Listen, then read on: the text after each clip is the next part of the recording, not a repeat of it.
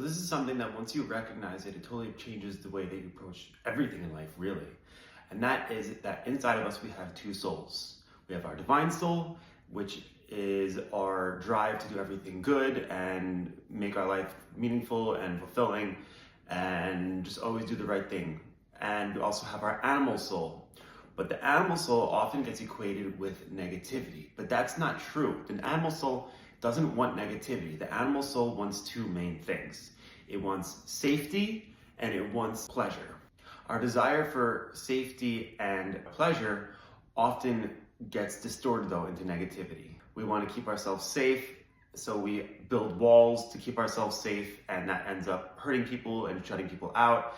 And we want pleasure, so we end up indulging in negative things. But the truth is that we can change those things to actually be positive, so that our animal soul can be doing positive things along with our divine soul.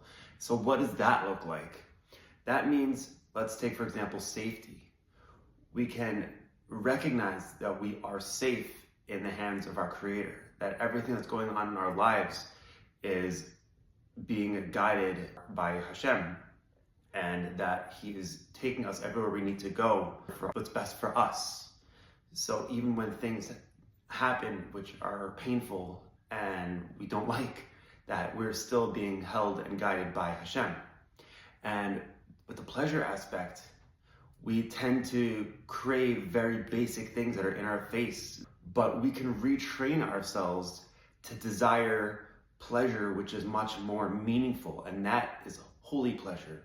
We can train ourselves that simple pleasures that are negative pleasures aren't going to be as fulfilling and lasting as a meaningful relationship, a meaningful conversation, as learning something that which can help us become a better person and completely change our lives and help us grow.